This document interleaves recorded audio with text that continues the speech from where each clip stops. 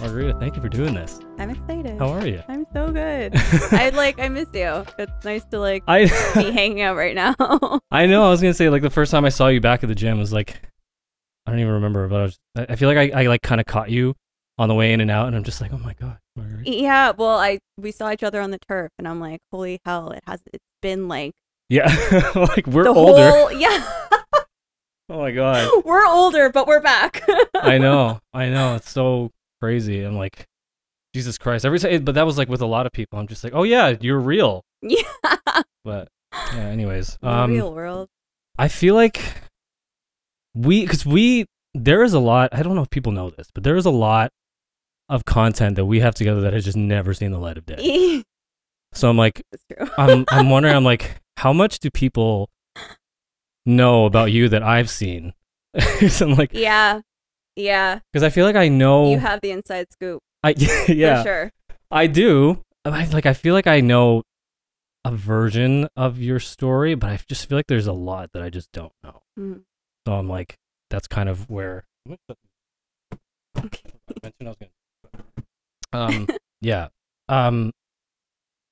Yeah. So I've heard it in pieces, and I've little things here and there that you've kind of told me, and but yeah, I wanted to take an actual sit down to be to go from the beginning to to cover everything, because Definitely take the sit down for that.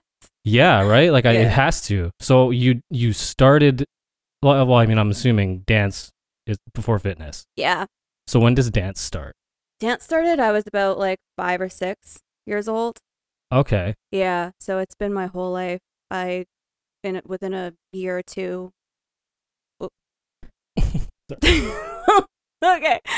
Within a year or two, I got accepted into the competitive dance program at my dance school. And that's kind of where my love and drive for pushing myself towards a passion started.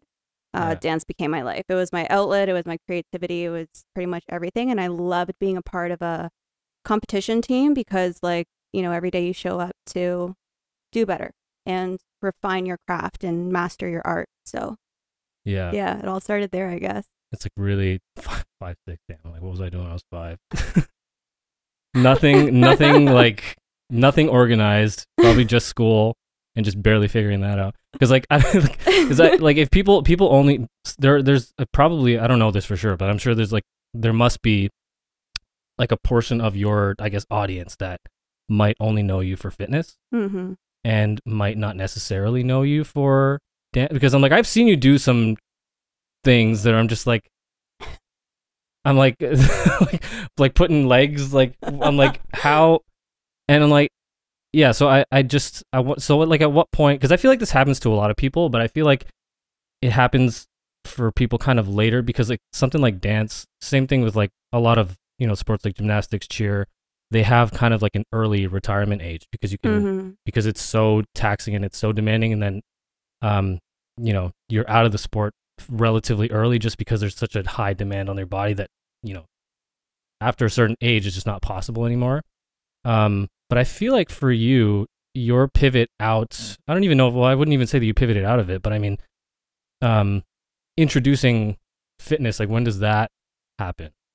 Yeah, no, you're right. Dance for me ended around 17, 18, right before I went to university when I graduated high school. Okay, well, that's not totally abnormal.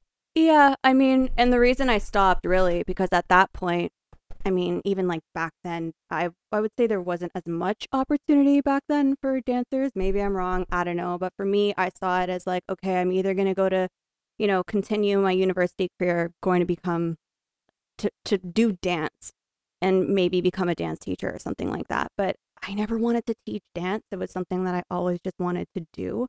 Right. So, yeah. And so when I went to university, I was okay, well, now I don't have dance. Now I'm kind of feeling the void. It sucks. I need to create. I need to express myself in this way. And I actually fell into a slump and experienced a lot of depression and anxiety around that time, because I was lost without dance, really. That was my passion. That was my heart and soul. And I would take like classes here and there, but it just wasn't the same for me. Like I loved being on stage. I loved like, you know, showcasing my routine and like with my, you know, whether it was a solo, a small group, or with a group, I loved like working on this throughout the year, every single day, and then showcasing it to an audience. And I loved being on stage.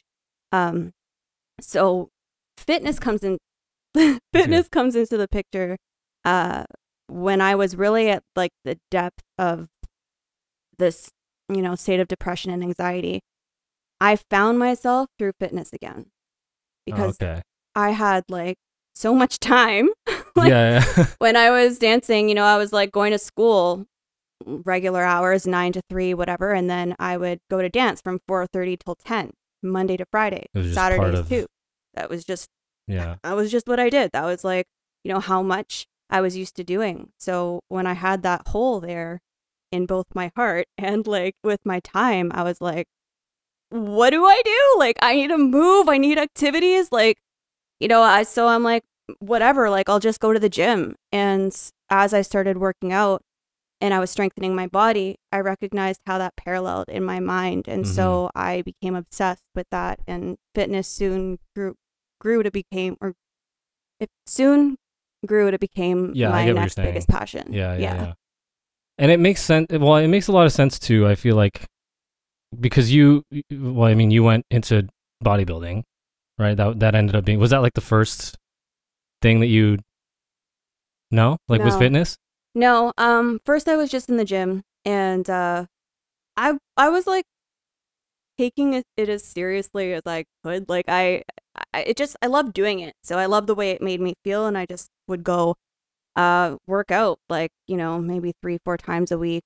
And then I found bodybuilding a few years later, I think it was, because like as I started to really make this a part of my life, I liked the way I started feeling, I liked the way I started looking, and I'm like, man, like, you know, if I were to like try and like incorporate nutrition into this, I didn't even know what bodybuilding was at this time, but I was like, if I were to like try harder, like I could like I'd probably love it even more. Like I could like really see the growth if I like kind of looked at all aspects and treated this a little bit more than something I like to do for fun.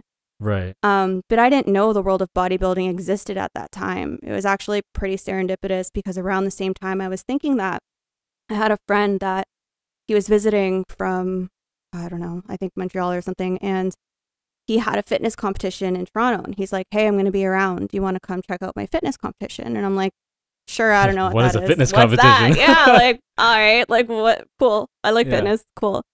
But when I went into the auditorium and I sat down, the first thing I saw was a fitness competitor, like within the fitness category in bodybuilding, where she just stepped on stage to perform her routine. And I was like, what is that? I'm like, what is that? That's dance and it's fitness together. I'm like, I don't even know. I'm doing it. Like, so that's it. That's my life. Okay, here we go. So explain that. So within bodybuilding, there are categories, right? Specifically for women, there's, I don't know this super well, so I'm kind of like, I'm going to let you lead here, but you've got different divisions that have different sort of criteria as to what they're looking for. Yeah. Between bikini, yeah. So it's bikini, figure, fitness. Yeah. Is there others? Is that it? Yeah, there's bikini. I would say, bikini, figure, fitness, physique, and then women. Oh, wellness is the new one. That's a new one. But wellness, at that time, that didn't exist. No, it didn't exist. So and then physique and women's bodybuilding. Right. So can you like lay out just like really quickly like what each category generally is, like what each, you know, starting from like what they're looking for and what, you know, the goal of each category is? Yeah, so bikini is kind of like, it evolved from, you know, like kind of like fitness modeling, like a swimsuit model kind of vibe. It's very toned. You know, it's evolved a lot over the years too. It used to be like pretty lean and like not too muscular, but now you see really, really nice like fullness and development. But you can kind of compare it to like, you know, your swimsuit editorial, a little bit more sporty in my opinion. But yeah, so that's fitness, that's bikini. Yeah. Figure is a little bit more muscular. So you want to see harder development. It's a little bit more shredded.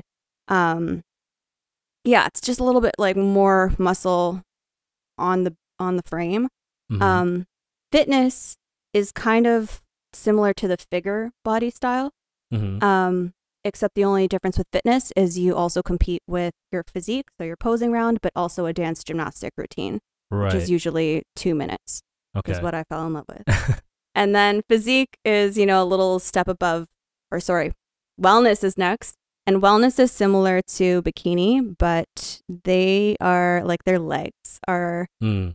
you know, they're allowed to grow their legs a little bit more within that Yeah. division. Because with beautiful. bikini, you'll that's where you'll see a lot of like really long, lean legs, like the like the giraffe leg people, like crazy, like like genetic freaks in bikini. But then, you know, for certain people, I think that I don't know. This is just me speculating, but I think they kind of this category came from because you know you're always going to be at a disadvantage if you're just born genetically with, you know, not the 10-foot legs, right? And so they created that category so you can have, you know, a little bit bigger legs Yeah. and what. So, but it is kind of in the same general spirit. Is that Yeah, fair? like with wellness and bikini, the upper half is around the same. The big difference is like the lower half. So it's within the legs. The wellness girls can grow their legs a little bit longer, their Right. quad or legs a little bit bigger, their quads, their glutes, Yeah. hamstring development, that kind of thing. They're Okay. still looking for balance though, overall. And again, the upper body is similar to bikini as well. So they just, yeah, and it's nice to celebrate the big thighs, you know, Yeah. like the big Yeah. legs. It's beautiful. I love it. Yeah. Yeah. And also just because, you know, genetically, some people just are never gonna have the bikini figure, right? It's just Yeah. it's just a, you know, whether or not you win that genetic lottery. Yeah. So yeah, so you go to this this competition, and that was your first time seeing fitness.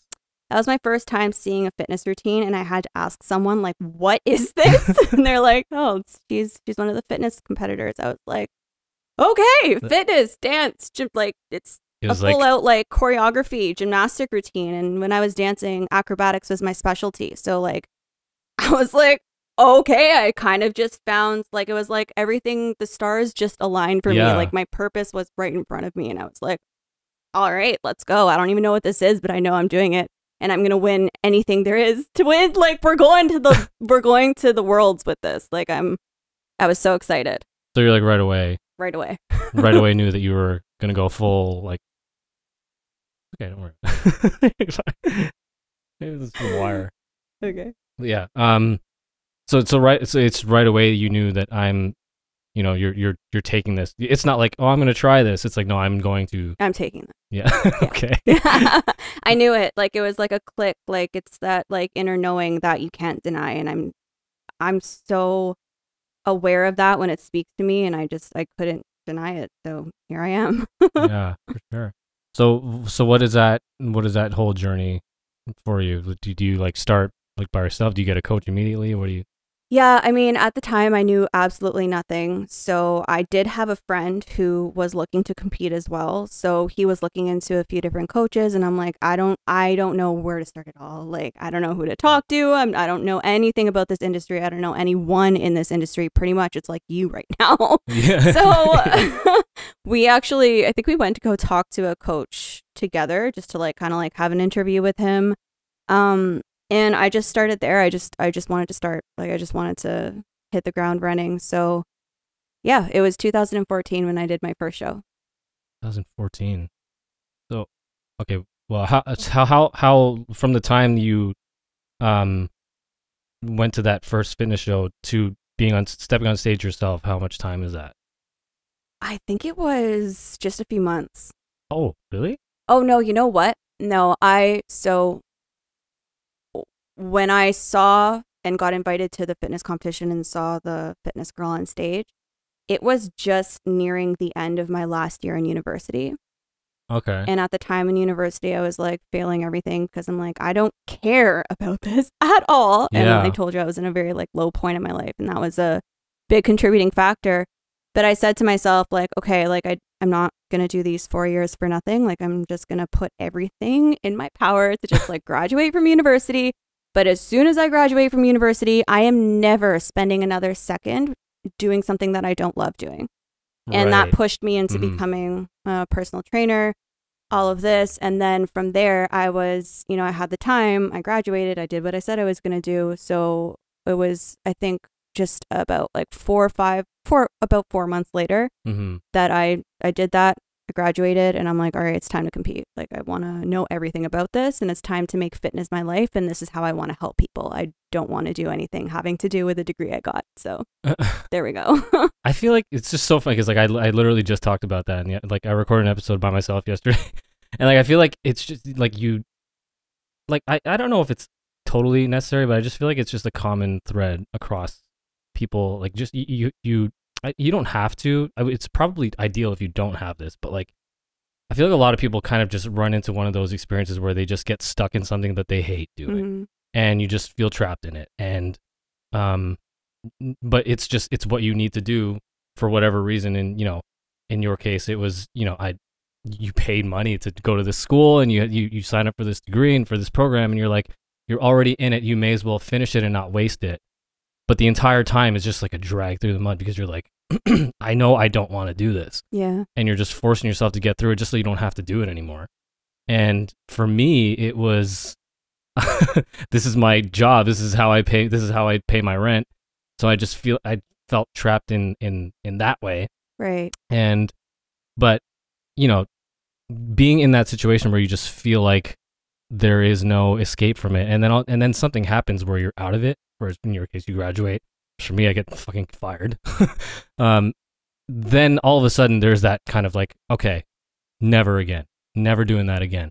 And it's this big revelation to you that's like, it kind of puts into perspective like really what's important and like what you know, like, because especially like when you're school age, it kind of just feels like, because that's all you've known, right? Like especially like the way that our education is, like basically from the time you're a 4-year-old, like some people go into school before they can even speak, right? and then you're in school until you're like I don't know, like 20s already. And I'm like aging myself. I don't even know how old you are when you graduate school anymore. I'm like, so like, but yeah, like you're like, it's just it's all you know, and then all of a sudden it's like, oh, that was actually such a small portion of my life. There's so much more in front of me. But I think it's good for you having it kind of sooner and not me, like being almost 30 when it happened. But it kind of locks you in. It's just like, okay, I know what's important now. I know what I want to do. I know and it gives you that sort of singular focus. And because you know, anybody who's tried to do anything that's like sort of off the beaten path, or like anything that's a little bit like unconventional, let's say, like, you're always going to have a piece of you that doubts. That's like, oh, should I, like, am I doing the right thing? Should I just go and like, should I just go back to school? Should I just like get another job, or like, because it would be so much easier, right? But then another part of you will remember what it was like because you had done it before. You had done something that you didn't like doing before. And you know that like it was not worth it, right? Because now you have a thorough A and B comparison. You have you have one side that you know you hated, one side it's hard, but you know you love it, and it makes it easier to stick to it, I think. So I don't know where I was going with that, but no, it's so true. And I think like largely the way our system is set up too for school, it's like, you know, you get prepped. I mean, speaking for myself, this is what gave me anxiety. It's like you get prepped to do one thing. Yeah. One thing. And you spend all these years to prepare to do one thing. Yeah. And when I was in that process, I'm like, hold up a second. Like, I'm 17 right now. Like, when I chose to go to university for a thing, I was 17. What does anyone know at that age? Like, that's what I'm saying. Yeah. What do you mean? So, and then it's like you're prepped to do one thing. I don't think that really coincides with like the development of the soul, because it's like, you might like that thing for a period of time, but you know, in my case, the stepping stone of university is what led me to realize that fitness was my passion. So essentially, yes, I did need that university experience, but it wasn't to do the thing that I went to university for. Yeah. And I feel like largely, you know, the way our systems in society are is like they're boxed into categories. And then I could just imagine like, you know, all the feelings that come into and the fears and like the hesitancy and maybe even the guilt of like, oh my God, I just spent all my time doing this. But it's like, how hard is it or scary is it to even come to terms with this just might not be for me? Yeah. It's like, no, I feel that. And it works for, well, like, you know, it works for some people. Some people find the thing and they stick with it. And like, if you were one of those people, great. Honestly, great. Like, this is great for you. Yeah, it's just, no, for real. It's, but like you're really lucky if that happens, right? If you just happen to pick the thing that's your thing at like, how old are you? Like 14, 15 when you, I don't know. But like, if you pick the thing and you stick to it and that becomes your life and you love it, great. But like for a lot of people, it's just not. Yeah. It's just not what happens, right? Yeah. And I don't know. But like you're right though. Like because you know I had a similar sort of thing. Like my university degree is in environmental studies. Me too. Nothing. Oh really? Yes. Where did you go? At York. I went to York. Okay, you would have never seen me in class because I was never there. I remember one time, there's one time my friend that I was like party with on the weekends. It was like the second last day of class and I ended up going. I don't know why. And he's sitting in front of me and I'm like, you're in this class? He's like, turns around. He's like, no. You're in this class? I'm like, true. I'm never here. That's hilarious. That's so funny. It's so funny because you know, like I will say it had nothing to do with anything that I ended up doing after, but it was like, for me at least, it was a great, like those are some of the best years of my life, I think. It was a great experience, but the things that I took away was not the degree. It was like, you know, for me it was a lot of like critical thinking and, you know, I had a lot of positive experience coming out of school. The real turnaround point for me is like when I ended up at a, you know, like whatever desk job that like I didn't care about. Yeah. And and being trapped in that. That's where I kind of figured out, because you know, I was doing like the photography and the video thing like on the side, and I knew like I would so much rather do that. But it's just not so enough. good at it. Well, thank you. But it's not, you know, it's not enough for me to, you know, I would starve. I wouldn't get, you know, I wouldn't be able to pay my rent, whatever. But you know, at a certain point, it's like, okay, well, how long are you going to put this off until you start the thing you really should be doing, right? So for you, I guess it's I don't want to say it was easier, but it was kind of more of a clear, like, okay, leave that behind me because it's done, and full force with the fitness thing. So was it more of like when you started, so you started competing, actually before I even asked you, what was your first time on stage like? My first time on stage was like exhilarating because I was just so happy to be back on a stage. I feel so at home when I'm on a stage or performing and showcasing. So I was just like, I did cry because I was like, I can't believe I found this. Like it was a dream come true, really, because again, that's how much my heart is made of, like dance and performance and that kind of thing. So when I found the ability to continue it through bodybuilding, especially competing in the fitness category where I get to create and choreograph my own routine to like express, you know, my art. Yeah, it was a dream come true. That's a big deal when that happens, when you're just like, oh my God, this is it. This is my thing. Yeah. And a lot of people just don't, you know, a lot of people just don't have that moment. And so like, you know, what's that like in your version of it? Like is there a moment where like whether it was on stage or like, you know, at the, you know, watching the competition, is there a moment where you're like, this is it, this is my thing? It was. And do you remember what that felt like? Yeah, it was as soon as I laid my eyes on the sport. Really? It was just like before you even did it. No, before I even did it. Yeah, as soon as I like sat down in the auditorium and I saw that fitness girl perform her routine, and she was just, you know, she did her dance, she did her choreography, she performed to the audience, and then like, you know, minutes later she came on and she was posing and she looked so badass and strong, and I'm like, this is it, like this is that.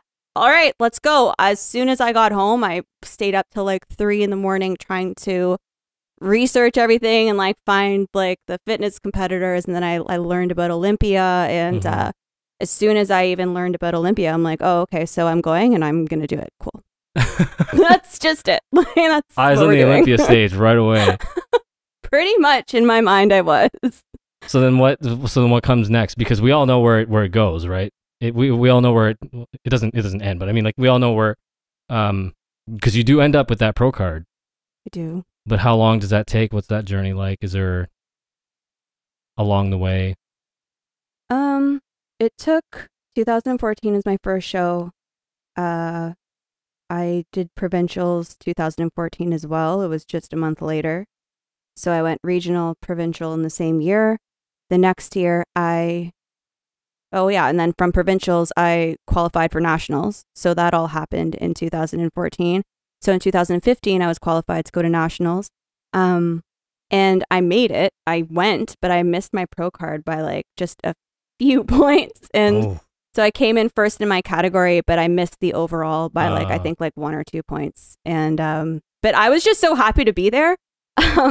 And yeah, my prep for that one it became really grueling. That's a whole other tangent we can go on. But then I took a year. I was still qualified for nationals in 2016. So I started working with a new coach at that time. We had like a proper season together. And then I went to nationals in 2016 and I won my pro card. Wow. So it's 2 years. Yeah. It's a 2-year journey. Wow. I mean, mind you, the fitness category is a little bit smaller. Sure, but it's still difficult. Pro card. Like, yeah, no, I know. But I mean, like,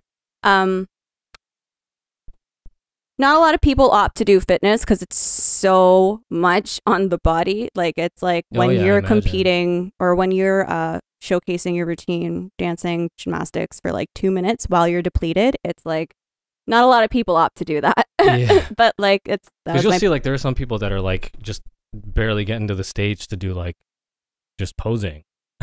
Passing out in the back. Yeah, just because trust me, I was like, it's hard. But so I mean, it being a smaller category, not to take away from it at all, it's still very difficult to do. But I think it helped a little bit to get from regional to provincial in the same year. Right. So it did expedite it a little bit that way. Yeah, because I mean, I'm sure people know this. If they're fans of yours, they would know what it takes to get to an IFBB pro card. It's like you have to win. You basically have to win a qualifying show, right? Yeah. Like you have to win. Like you're entered into a category, like a class, and then you have to win that to go to an overall where you compete with the other winners of the other classes, and then you have to beat all of them at like already like a top tier show. So there are people who you could literally be the second best and you don't get it. It's like, and it could be just like the smallest, because I'm like, well, you said it happened to you, right? Like you missed it by just like a few points, a hair. Yeah. And it's just, it's just not your turn, right? It's not your time. Year. It's not your year. And there's just such limited, there's just such like limited windows for you to get a crack at it. And then like to go up there and miss, it's just, is that hard to not take that personally? No.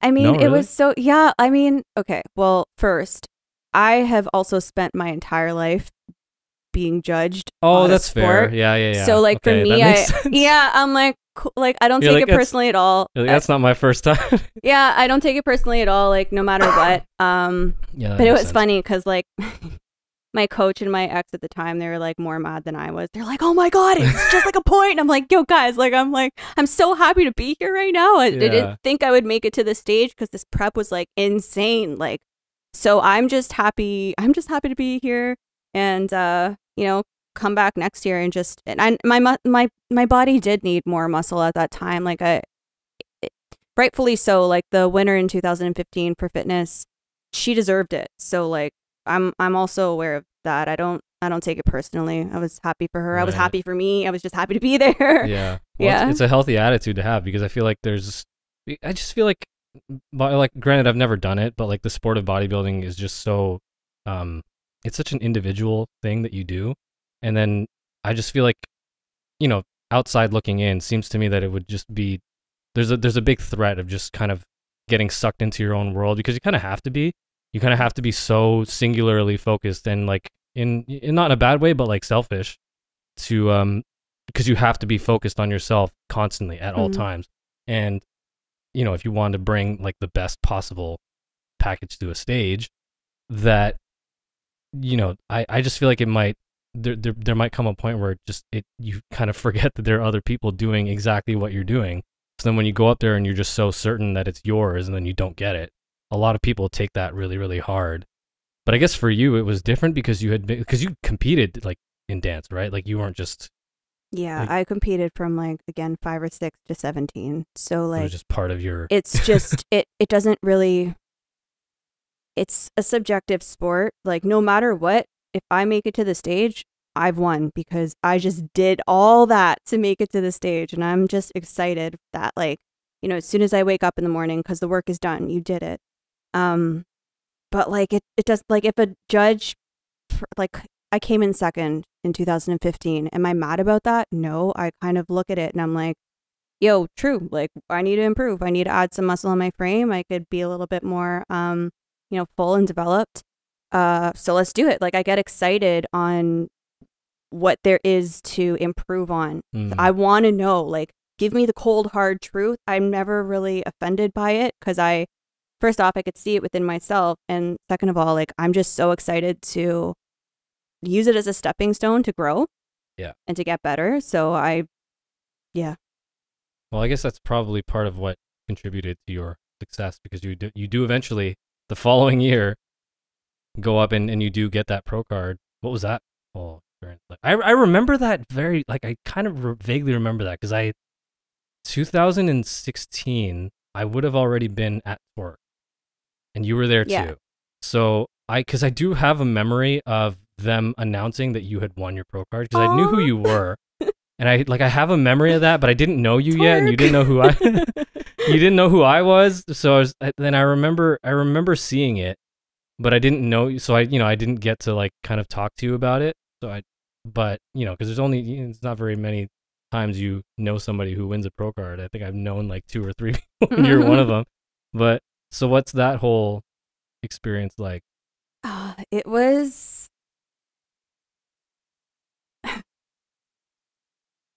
amazing. Like it was I was kind of like, oh my God, like it's here. Yeah. It's here. But also, what's next? And I'm already looking forward. No, I was so grateful. I was so thankful. It was so exciting. But like, as I guess like when I was on stage, it was such a surreal moment that I almost didn't like believe it at the time. And I'm like, wait, I did it. Like I just spent like the last like 2 years for this moment, and I did it. Like, now what? Like, what do I do? Like, this is, and all the excitement comes flooding in, and like, I'm so honored and I'm so grateful. Actually, I won the best routine award too. So when I got that, I was like even more happy, because I'm like, dance, right? Cherry like on top. Dance. Like, so I just really felt validating. Yeah. it felt so nice, and it felt so good to have put all my time and effort into this for 2 years, and then like seeing the fruits of the labor just like, flourish and grow. And I'm just like, it was a surreal moment. It really was. But there is a part of me that's like, I want to go to Olympia. Like I want to go to Olympia. And I know when I'm on that Olympia stage, like this is it's going to be even more. And yeah, I just knew that my work wasn't truly done, but I was excited about it. It wasn't like, I'm like, yeah, I was just excited to continue this. Yeah. Because I mean, for a lot of people, when you do win that pro card, like what is next? Because like for a lot of people, that is the top of the mountain, because like, I think there are a certain amount of people who kind of just are honest with themselves and knowing that like, I can probably win my pro card, but what are the chances I'm going to win in Olympia? And maybe, there's like a crisis moment there. I'm sure nobody wins a pro card thinking, okay, I'm done. But like also there is kind of a threat of that happening, just because it's you basically start over, right? Like you start from the bottom all over again as a pro, but like you are kind of small fish in a big pond again. Whereas before it was like you were in the upper echelon for a certain amount of time. But like, yeah, so like what is next? Because I mean, like 2016, 6 years ago. Did I just apparently it was. Did I just do that? Oh my god. Yeah, that was 6 years ago. So what happens after? Well, okay. So honestly speaking, like when I did win, like I was, as I was explaining, so excited, so happy, so honored. Like, holy hell, I just like reached a major milestone here. But I knew, my heart knew where I wanted to keep going with it. But it also knew, and this is the honest moment, that I could not continue in the manner that I did if I wanted longevity in the sport and if I wanted to be an Olympian. Right. So at that point, you know, I didn't quite stop yet. After I won my pro card, I wanted to do another show right away.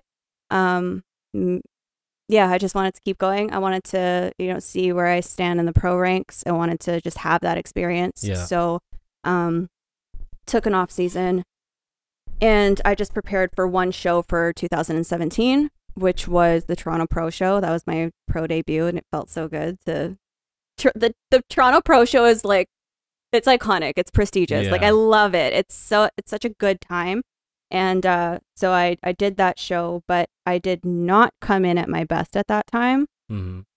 And stubborn me back then, I was really fighting my body to get there. But typical bodybuilder mentality that I had, I should have stopped, but I didn't want to stop. And there was no ounce of me that was going to stop. So I had to learn the hard way. I think that's classic. You know, double down when you should pull back. Yeah. I mean, like, I think bodybuilders are so admirable because, like, they have this drive and this mentality that's so incredibly powerful. Right. But it comes, I mean, my lesson in honing in on that is it comes with such a responsibility. And sometimes the real power is actually knowing when to pull back and listen to your body and hear your body as it's speaking to you. And my prep for 2017 was actually the show that I learned that.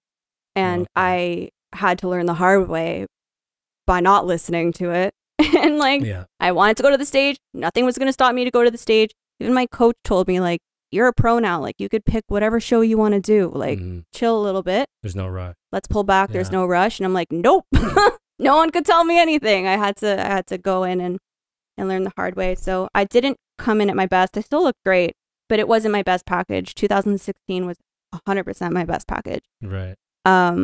But yeah, after 2017, that was the time I had to take a break. And was that your last time on stage? That was your last time on stage? Yeah. Okay. And what in your time off, what, and we can cut this out if you don't have to go too deep, but like, so what happened? So where do you go from there? Because you do go on a bit of a journey from there that I'm kind of like peripherally witnessing, but I don't, and I knew that, like, because if I'm like, from what I'm seeing, I know that this goes way deeper than I'm seeing, because I know you, and I'm like, if this is what I'm seeing, like, how far does this go? Like, I just, because I, you know, like, again, like, we didn't at the time, like, didn't run into each other super, super often. So every time we did, there was just like, you tell me like 5 or 6 things. I'm just like, what? There'd be like, you'd hit me with like lightning rods of like life-changing things every time. And I'm like, I've just been working. Like, I've been living such a linear life, and then you've been like all over the place. Extremes. That's how I live. Well, yeah, apparently. But like, so, I mean, what? Sorry, water noises. See if I can filter that out. But yeah, so what happens from like between then and now, like, where, because you do kind of, I don't know if that, like, maybe that was sort of the impetus for you of just understanding the limits of what you were doing. I don't know if that limits is the right word, but there is a toll that it was taking on your body, and then it seemed to me that you had kind of decided that, you know, well, like you said, like this is not in my best interest in terms of like longevity. So then where do you go from there? Yeah, I think limits is the right word to use, because for me, bodybuilding is like a means to test them. Okay. And there is a line that you can cross with your body and with the bodybuilding prep. And again, this is where like the responsibility comes in to really hone in on that power. But I reached my limits because I had totally taken a toll on my body. My health was out of sorts. You know, my blood work after my show, I gained like 20 pounds in like 2 weeks, and I'm eating like salads, and I wasn't even like, you know, I did have like binge episodes back then. But at this point I wasn't, and like I enjoyed myself, but like nothing like crazy like I had done in the past. But at this point, I think my body was so out of sorts that like, yeah, I just gained so much weight so fast. Like I was inflamed. I would wake up and be in tears because I was so exhausted. And I'm like, is this going to be forever? Like, Yeah. No one could give me an answer. Like, I'm going to the doctor. She's running tests. She's telling me I'm fine. I'm like, I am not anywhere close to being even remotely okay. Yeah. So when no one could tell me or give me an answer, I'm like, well, whatever, F this. Like, I'm gonna become a holistic nutritionist. And I enrolled in holistic nutrition like that night because I was like, I've had enough. Like, I'm gonna take this into my own hands. I'm gonna learn how to take care of my body. Like, I want longevity in this sport. Yes, I'm taking some time away from the stage to heal, but I want to come back. Like, I wanted to come back as soon as possible when I chose to leave, and that was the hardest decision for me. But like my body had kind of made the decision for me. Like at that point, I'm like, okay, like I have to listen right now. I have to face this and deal with this. So yeah, I became a holistic nutritionist to figure it all out, and it was really frustrating at first because, like I said, like there was no answer available to me. I just kept hearing that I was okay when I was not. Classic. You're good. I'm like, no. It's classic you. You see a hole somewhere and you're like, I could learn a couple things, or I could become a professional. Like, it's just such a classic thing for you to do. So I knew that you became a holistic nutritionist. And I was like, okay, well that explains why I haven't seen you for a good amount of time. True. And it was like this big 180. I was kind of piecing it together in my head. I was just like, okay, well, going from bodybuilding to holistic nutrition, I'm like, it's probably a response in some sort of way to something that must have been happening. But it was. It seems 100%. Like, right? It was a response. 100%. And so how does that change then your? But you're saying like you're not done with the stage. That was because I didn't know this was that. Because I knew that you had become a holistic nutritionist, and so I was kind of like, okay, well, does that mean that bodybuilding is over? Is this like you're pivoting into this now? But it seems like no, it's in favor of continuing bodybuilding. I mean, at one point, I had gotten so far away from the world of bodybuilding. Like, okay, when I left the stage, I'm like, my goal is to heal my body, understand how it works. You know, if I understand this, then I can have longevity in the sport. I'll know how to take care of myself and support myself better. And largely a mission when I enrolled in holistic nutrition school was I really want to bridge the gap between both of these worlds and everyone has a different prep.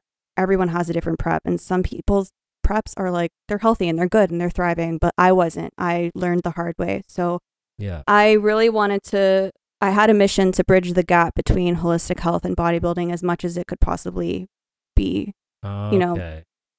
integrated. Mind you, I know that they could be on opposite ends sometimes, but you're saying that it doesn't have to be.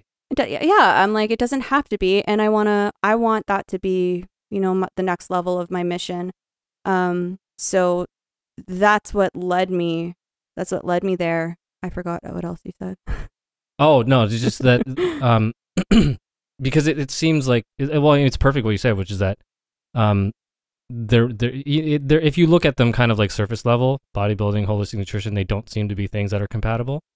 But it's just interesting then that you decided to go that route because it seemed so counter. But I guess what it seems is that what you're trying to do is that you're trying to say that like, no, they don't have to be butting heads. You can live harmoniously with these things. Yeah, like I wanted to find my way with it. I remembered what I was gonna say. But you know, that was my mission when I just left the stage. But in my healing journey, which took from 2017 till now, right. I got like, there was one point where I got so far away from the stage that, or even like the idea of bodybuilding, that I didn't think I would ever come back, and I was okay with it. I mean, I was okay with it, but there was always this love that I had for it. Right. But like in part of my healing, it was learning how to just be happy with me, no matter what, no matter where, no matter who, no matter what I was doing. Yeah. So I found that, and I think that was a big key for me, because if you were to have asked me like back then,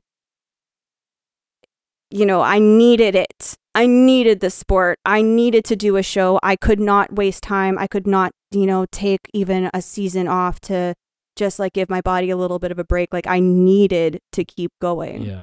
And there's healing that needed to happen around that need. So, you know, it happened, like, as in my journey, whether I was healing spiritually or like with holistic health and like going to school and then incorporating the practices and just like general self-love and well-being and, you know, doing the inner work. Like I was so much in my own bubble that I was like, I might not go back to the stage, and I'm okay with that. But I always thought like, oh, I wish I just like loved that. You know, you never think your last time is going to be your last time. And I'm like, I just wish I like, I don't know, just appreciated it more. And I do. I always did appreciate it. But like, you know, it's just, sometimes we take things for granted. And like bodybuilding, at that point, I saw in such a way, because I'm like, man, like to bring your body to that level is crazy. Yeah. And I think while I was doing it, I didn't think it was as crazy because I was just doing it. But then knowing that, like, man, that might be my last show, I'm like, why didn't I just do like one more photo shoot, or like just like look in the mirror and like celebrate more? Like it was, yeah. So I got so far away that I didn't think I would ever come back. And then one day it switched on like a light switch in early 2021. And I have not mentioned this to Instagram or the public yet, but I'm going to be competing. Well, you know, and like some of my close people know, but like I haven't actually like gone out public and said it, but I just did. So, well, this doesn't need to be your announcement. We can hold this. It doesn't matter, but we could talk. Are you sure? Because that's big news you just dropped. Yeah, no. Like I didn't. It's like I wasn't trying to break news here. No, I feel it. Like I feel it, and it's kind of getting a little bit obvious too. But we could talk about what we release and when. But I'm ready to like. I'll say what I feel comfortable. Don't worry. Okay. So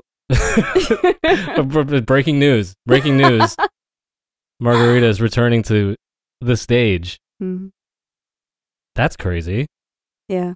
So, but well, I mean, it's just it's such a crazy. And to think that it's like 2014 wasn't that long ago. Okay, if you were born after the 2000s. I'm not talking to you. Don't talk. 2014 was not that long ago, and like for everything that has happened since then, like feels like 20 years. It feels like it's been a lifetime, but it has not been that long, and it's just crazy. But that's it, right? Like that's, and not just bodybuilding, right? Like a lot of sports are like that. But I just feel like bodybuilding is one of these sports where you have to deal with a lot of identity stuff. Oh yeah. A lot of identity stuff throughout it. And because even as somebody who's never done it, And I'm not, I know I would never do it because of those reasons, because I'm just afraid of like going too far to the dark side. But it's, you know, losing the different, like kind of losing the line between, you know, the competitor and just who you are as a human. Do they, at some point, are they just meld into one person? Is this just who you are now? And was that ever, did you want that to happen? And it just seems to me that like after, you know, from finding the sport to, you know, getting on stage for the first time and then going through 2 years of competing and then getting your pro card and then doing and then making your pro debut, and then all of a sudden this huge like wall. Stop. And halt. Yeah.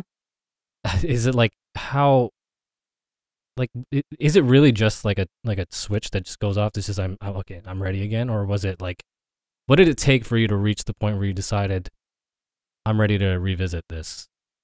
It took completely walking away from the entire industry altogether for me. Like So not just the sport, like the whole everything. Like I trust me, like I love bodybuilding. I'm obsessed with the whole culture of it. I'm obsessed. Like bodybuilders are the most inspiring people to me, like I said, for not just what they do physically, but like the mental feats that they achieve, you know. I had to step away from that completely to heal. Mm-hmm. And even though I loved it and I loved, you know, even the people and everything, but like I had to create a little safe haven for myself because I know that's what I needed in order to kind of rewrite the experiences that I had gone through. Because like, you know, there were times in my healing journey when I stepped away from the stage where, like, I just mentioned how much fitness means to me. Like, fitness is my life, just like dance is my heart. Okay. Like, these two things are like my biggest passions. But there was a period when I was on my healing journey, you know, from 2017 to 2021 / now. Well, I mean, 2021, let's say that.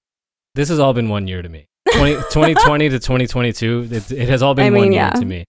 So, right. Fair. Yeah, but there was a period within that where I couldn't even step foot in a gym. I'd be like, "Hey, Margherita, you're going to work out today." I'd walk through the doors of Torque, look at the weights, be like, "Nope," and go home. Really? And there would be some times where I'm like, "Okay, Margherita, like, this is the day. Like, you're going to work out today." And I would just go to try and, like, you know, do an exercise, whatever, and I'd burst out in tears. And I'm like, okay, I'm not going to push myself right now. Like there's some psychological registration that is not, it's a disconnect, but also like that was when I started crying, like when I would go and like start to work out or like attempt it and like just like I would burst out in tears. I'm like, okay, there's something that like needs to be done here. I need to meditate. Like I need to go so far in to listen and to hear and to know what is going on, because this is beyond, you know, being lazy and not wanting to do something. And actually that's where that moment, that's when I really realized like laziness doesn't exist when it comes to fitness, not in my books. It's either you're in alignment to it or you're not. And I was completely out of alignment. Because think about it, like if you're like, you know, when you are in alignment to your fitness journey, you're excited, you're, you know, motivation does run in and run out. Cool. But like you're committed. You want to do this. You're happy about doing it no matter what, right? You're happy to show up. But it's when people are out of alignment, maybe they don't have like a deep enough reason why they're doing it. Maybe the reason why they're doing it is like it's too superficial. They need to go deeper, right? Right. That is what creates alignment. And for me, I realized I'm like, I'm not lazy right now, because I was kind of getting on myself. Like, Margherita, you're like a professional athlete right now. What are you doing? Yeah. You know, that was hard to deal with. I had a lot of guilt that came with that. And like, even just confusion, because I was like, why do I feel like this? Like when I actually break it down, I love fitness. I love bodybuilding. Like how and why am I reacting like this? Mm-hmm. And so I had to sit with myself to realize that I was out of alignment because, you know, I did this exercise where I I got very aware and in tune with the paradigm, my fitness paradigm, and what that meant to me. Okay. And a person's fitness paradigm is kind of like, you know, the all-encompassing lens of how they view fitness. Sure, yeah. Just like their ideas that they've picked up along the way. Maybe it was when they were teenagers in school or from their parents or whatever. Like your whole strung together ideas of fitness. If we don't pay attention to what this just accumulates over time. So I spent some time doing this with myself. It was just coming to me because I'm like, I don't know what else to do. So I'm going to like just write down everything I believe about fitness. And then when I read that out loud to myself, I was like, oh my God, no wonder I don't want to go to the gym. Are you kidding me? Look at all this resentment I have. Like I have beliefs stored in my subconscious that's like, are like, you know, you can't get lean unless you're doing 3 hours of cardio a day. Because that's what I was doing back then. Yeah. You know, if you eat any carbs, you're not going to get lean. Like don't even bother if you're not going to the gym like 3-4 times a day. So it's like really toxic things you were saying to yourself. Toxic things, but also but hold on a sec. It's not even just that I was saying to myself, like that was my reality. Like I would be working out for 5.5 hours every single day. And in my reality and in my experience back then, that was how I achieved my pro card. That is what success meant in fitness. Okay. So I'm like, there's a part of you that like made the connection between what you were doing and what you achieved. And you're like, this is what it takes. Yeah. And it's just like these beliefs that are just accumulated over time until we actually like face them and look at them. And then when I actually read out my fitness paradigm, like I read it out loud and I heard it, I was like, this is absolute insanity. Like, no wonder I don't want to go to the gym. Like, no wonder I have so much resentment around working out because these things are clouding. Like, this is the paradigm I'm looking through. I have to reset that. Like, I have to reprogram that. So, like, and that was part of my healing journey. There was a lot of mental redevelopment and reprogramming that I had to do. A lot of diving into the subconscious, a lot of journaling, and just like getting it all out to see it. And that's what started that process. And it took time. It took time. Like, it wasn't just, oh, I could write it on a piece of paper and now I'm good. Like, no, like. Well, because you think also that like, this is stuff that like from the time you're 17 to however old, and like that just becomes, those are such formative years. I don't think people understand how much development your brain is going through between the ages of like 16 and 25. Oh yeah. It's so much. Like if you think about like who you are at 16, 18, 22, 25, they're 4 different fucking people. Like you go through so much in those years. And then if you determine your entire identity through that time, and you know, and even in your case a career and like, you know, an athletic identity, then yeah, you're probably going to get some stuff wrong. Yeah. But I think, you know, like a lot of people need to realize that like it doesn't, you know, like ideally it wouldn't happen, but it does happen. Right. So, and it's meant for us to happen. It's meant to happen at that point too, like in our stages of development. Sure, yeah. To get things wrong, to figure out what's right. How are you supposed to know, right? How are you supposed to know that it's wrong unless you fuck up a few times? You do it and you're like, oh, that's not good. That doesn't feel good. That's one of the only. Now I know it does. Yeah, that's one of the only real tangible pieces of proof to yourself that you will ever have. One tangible, you know, piece of knowledge is getting something wrong and then realizing it was a mistake. Yeah. Somebody can tell you something and you can understand that it's true, but there's something just so different about when it happens and you realize that it was a mistake. So yeah. Yeah. Wow. That's yeah. That yeah, okay. Well, I mean, this is what I was expecting. I'm not going to lie. I'm still like flabbergasted every time I talk to you, just cuz it's so like it's so interesting just being able to pick your brain about stuff like this, and anybody who like has sort of like that sort of singular focus of, and just this like drive and ambition. Funny because I'm also thinking about, because I mean, you don't really know how you show up in people's lives. So when you're telling me like, you know, I would cross paths with you like on very specific times, but you'd always like come and just like be like, I'm doing this, like I'm rolled in holistic nutrition, like whatever. Like I told you one time, I'm I'm doing ayahuasca in a week. You're like, okay. Like, I remember that. Nice seeing you. Yeah. Oh man. And so I love it though. I love that you're just. I love that you're just. You're about. You are like I don't know any other way to say it other than you are just about it. You're about it in every way. But okay. So I did prep. I don't even know why I bothered prepping questions for you. Like you just let Margherita talk, and it's.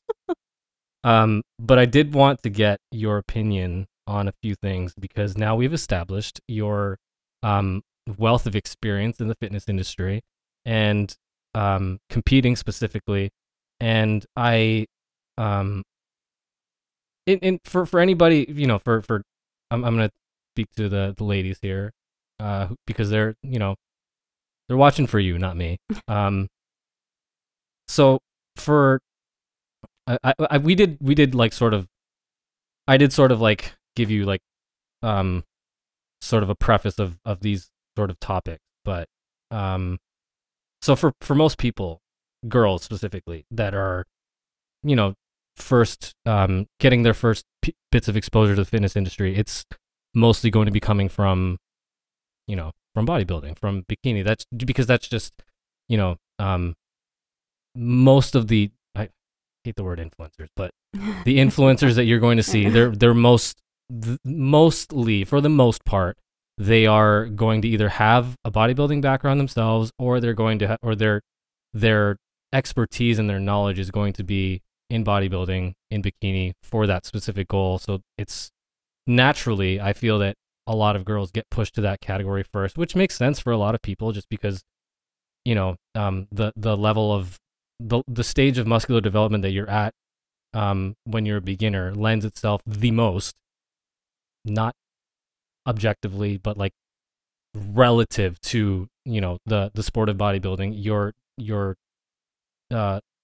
starting point is going to lend itself the best to bikini. So, but I just feel like, so for these girls that are entering into that world, what should they know before they dive in?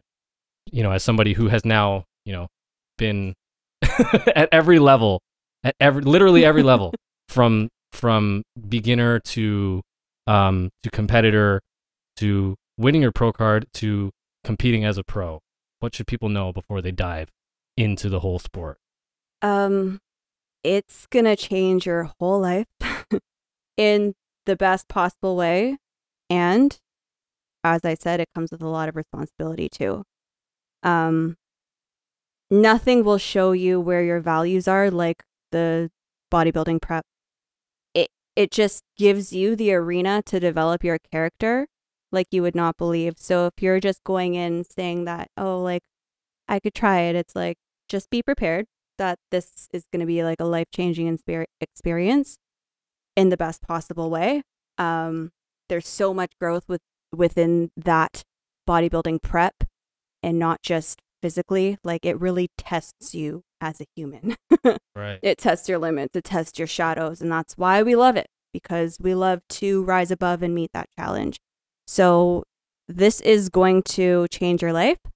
And a second thing that I would say is, don't get caught up in what you see in the industry, because there's a lot that you most likely don't know in what it takes to achieve a certain body. So, don't get caught up in comparison, because you just don't know what people are doing. Like, you don't know the means in which it takes to get there.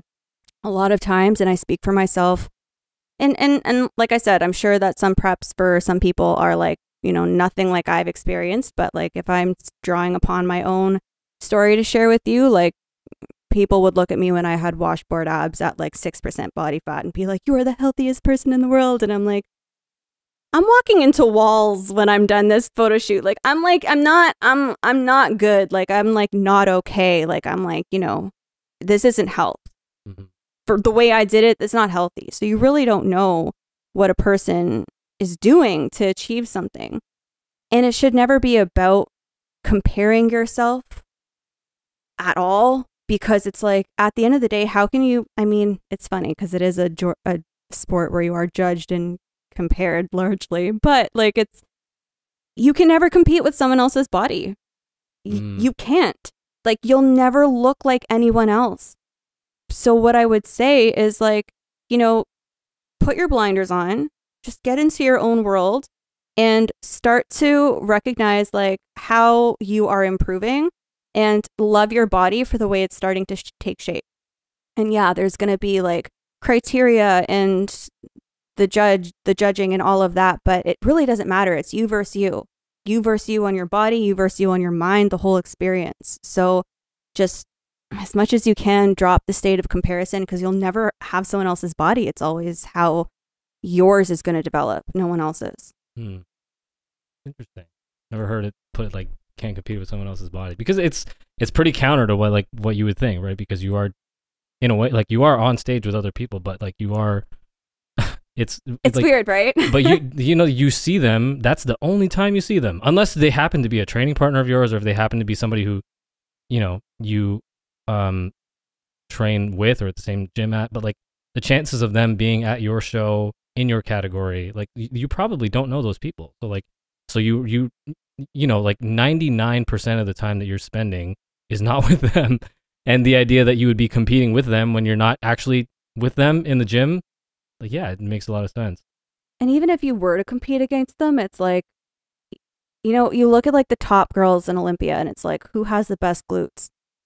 All of them. Like, all of them have the best glutes. But at the end of the day, when you're at that level, it's like, it's the total package. It's not just your body. It's how you come on stage and you own it. It's like, your presentation, it's your energy largely is what I think. And it's like, really, like every Olympian, every like top tier, top 10 Olympian, like they all look amazing. Yeah. All of them do. So it's about how you can come into yourself and own that, and even like celebrate your competitor for like having amazing glutes or, like perfectly capped off shoulders. I don't know, but it's really about coming and celebrating yourself and just creating that world where it's just you versus you. And ultimately, the only person whose body you can control is your own. Yeah. So. Yeah. Okay. What are some common overarching ideas of the term fitness that you don't agree with? Largely that it's just something that's physical. To me, fitness from the days that I was struggling in university has been like my revolution of body, mind, spirit, and soul. Like